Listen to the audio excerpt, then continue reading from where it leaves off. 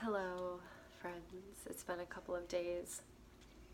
I'm a little stuffed up, definitely congested just from all of the non-smoking I'm doing now. All the stuff that was in my lungs is kind of moving up to my sinuses, and yeah, it's not the most pleasant, but honestly, besides the fact that I can't really use my voice, I feel really good about the decision to get rid of this habit.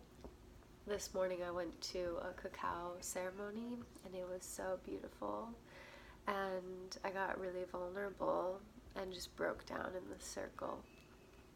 And it felt really good to be with my pain, because this is not about just nicotine. And I think I've said this in the other videos, but the last few days have been a bit of a blur because I've been deep in my processing. But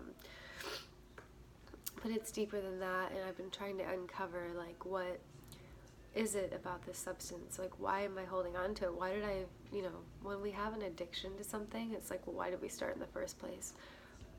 Oftentimes it's to fill a void that we think we need to fill, or a void that we think we have, is what I'm learning.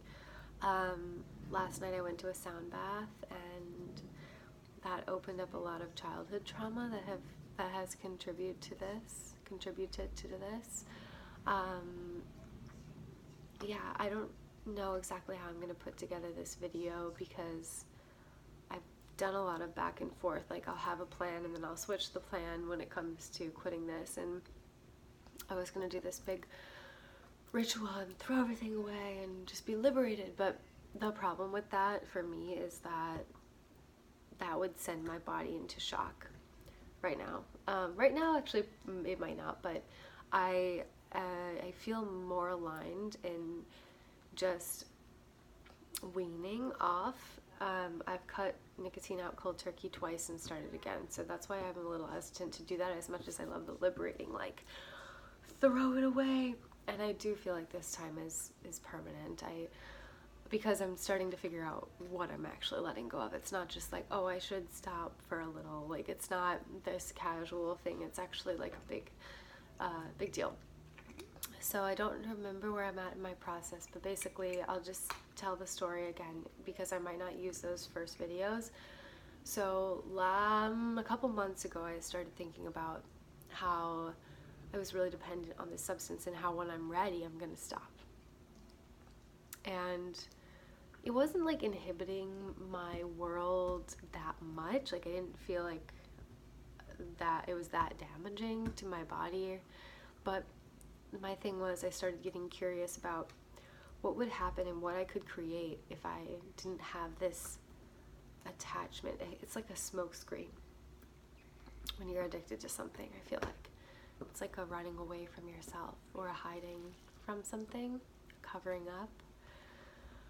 So I started thinking about that and meditating on that, and I just kept asking over the last few months for it to be gentle, and for me to find the strength to do it when I was ready, and when the time was right, and when it felt right. And then a few weeks ago, when I got really sick after a trip with my friends to Virginia, and then it was my birthday, I was like, this has something to do with all this.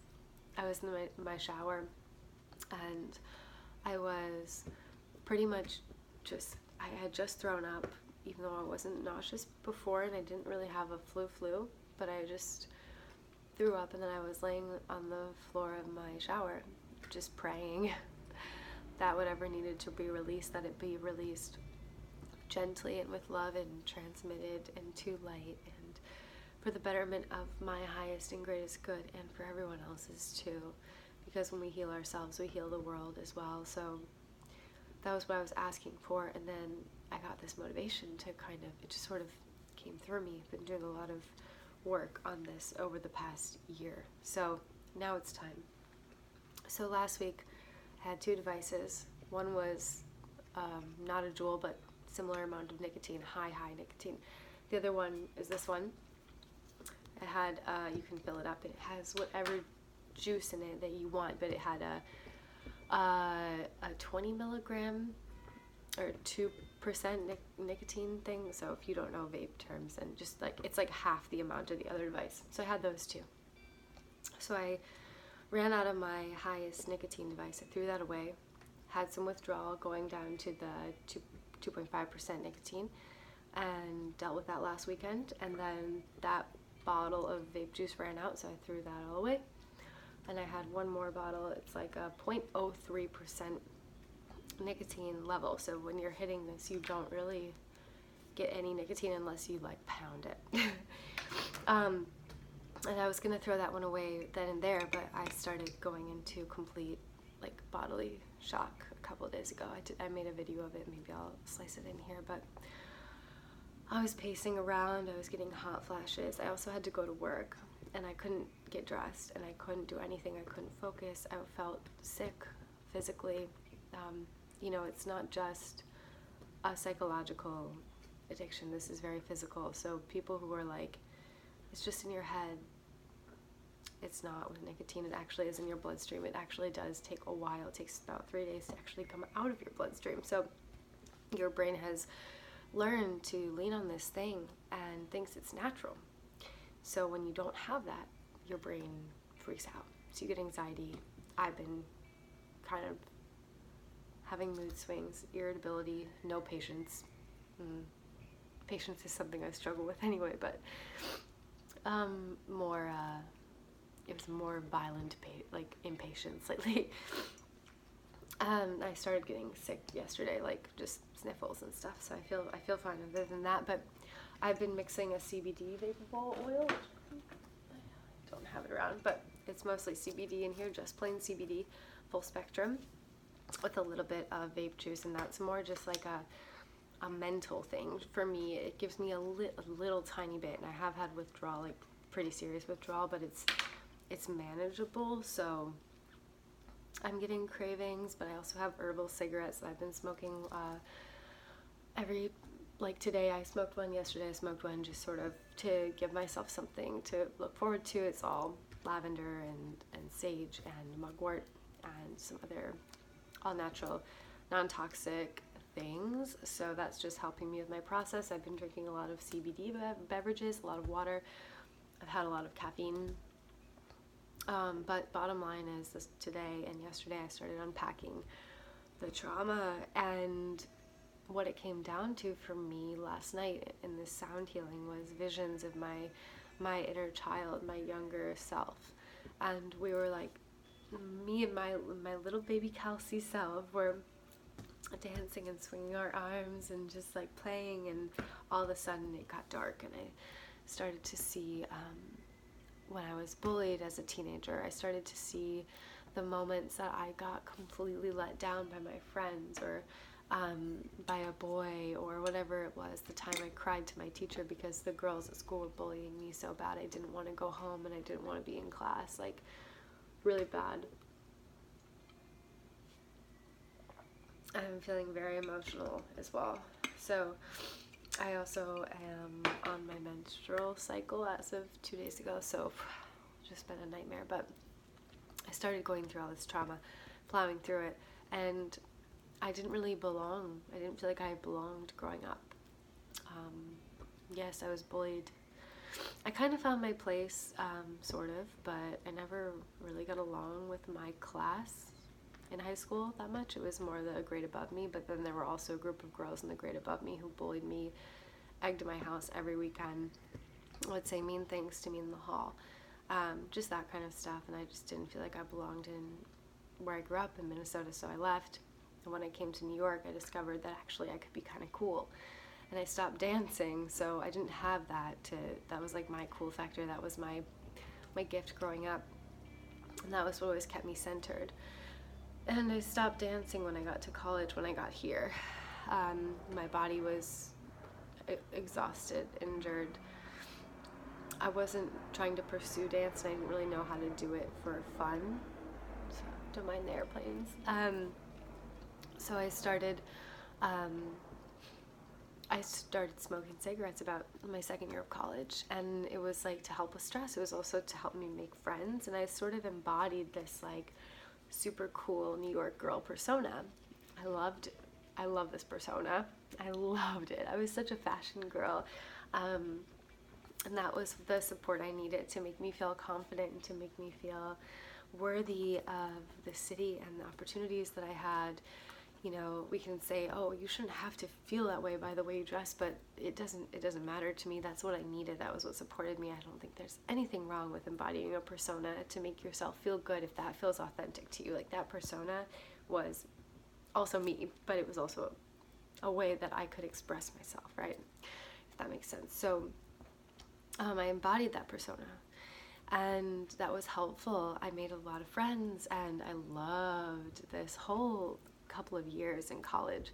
I loved college. I loved my whole time in New York City. But once I graduated from college, I started exploring different things. I started exploring myself, and what I found was this sort of natural, earthly goddess, priestess energy that I have connected with my whole life, but really stepping into that power as a healer, as a creator, as a divine feminine and a divine masculine, conscious, multifaceted creator. So this whole leniency on this substance was needed, I think, at the time, and now it is not. So letting go of that, it's like you forget that substance, that thing you're addicted to, it's not you. Same thing with that toxic relationship, or that relationship with other things, alcohol, other drugs. You know, I'm very grateful that I'm not addicted to heroin or, you know, those really, really dark substances. But it's killer. Trying to remember, I think it's remembering that substance is not you, and you actually don't need it, but you have to let that part of you go. So you have to let that thing go. So in doing that, you have to let that part of you go. I'm letting go of this whole persona that I've loved so dearly and that has served me, and embodying actually a new persona, actually birthing myself anew, and actually spreading those wings that I've been working hard for all year, you know, building this business and just starting to really love what is going on inside and letting it shine and expressing myself completely authentically. So that's where I'm at. Yeah, the cacao ceremony this morning was very heart-opening and aligning. I feel very strong in my center, and yet very fluid, connected, above, below, north, south, east, west, and everywhere in between. So that's my story. I'm gonna keep up with like the little bits of nicotine for the next couple of days, and then naturally kind of step out of it. I'm excited to let this go, and I'm excited for what I can create next. So, sending you guys lots of love. If you needed support in a situation like this, reach out to me. But thank you for holding space for me to talk about this. I was really hesitant about bringing this up because in the spiritual community, it's like, especially in a leadership role, I always felt until a couple days ago like, oh, I can't possibly share this part of myself, right? I would be so judged. Maybe I will, but I don't really care now. This is who I am, and I'm here to teach what I'm learning, and I'm here to learn what I'm teaching at the same time. So I'll speak to you guys soon. Thank you. Many blessings. May you stay centered, honor the light and the shadow.